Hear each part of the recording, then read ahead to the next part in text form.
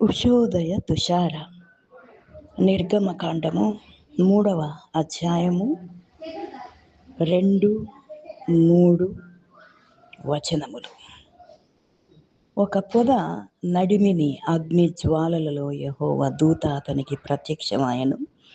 అతడు చూచినప్పుడు అగ్ని వలన ఆ పొద మండుచుండెను గాని పొద కాలిపోలేదు. అప్పుడు మోషే, ఆ పొద ఏల కాలిపోలేదో నేను ఆ తట్టు వెళ్ళి ఈ గొప్ప వింత చూచెదననుకొనెను. ఉదయకాల సమయంలో ప్రభు మనతో మాట్లాడు మాటను జాగ్రత్తగా ఆలకించడం.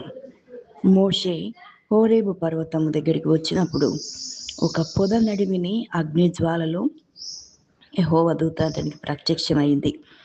అతడు చూచినప్పుడు అగ్ని వలన పొద మండుచుండెను కానీ పొద కాలిపోలేదు. నా జీవితంలో కూడా అగ్ని పొద లాంటి మంటలు మండుచూ ఉండొచ్చు, కానీ మనము కాలిపోము. అగ్ని వలన పొద మండుచుండెను కానీ పొద కాలిపోలేదు. మన జీవితంలో ఒక విశ్వాసి జీవితంలో కూడా అగ్ని మండుతూ ఉంటుంది, కానీ మనము కాలిపోము.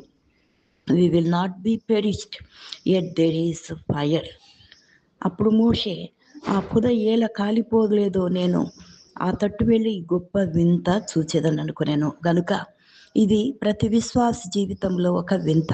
ఏమిటా వింత? అగ్ని లాంటి పరీక్షలు, అగ్ని లాంటి పరిశోధనల గుండా మనం వెళుతూ ఉన్నప్పటికీ మనము కాలిపోము. అందుకే వాక్య భాగములో అగ్ని మధ్యను నీవు నడిచినప్పుడు జ్వాలలు నిన్ను కాల్చవు అని చెప్పిన మాట విశ్వాస యాత్ర జీవితంలో మన పట్ల రుజువు అవుతూ ఉండగా ప్రభువును స్తుతించు యాత్రా జీవితాన్ని కొనసాగించదుముగాక. దైవాశీస్సులు. ఆమేన్.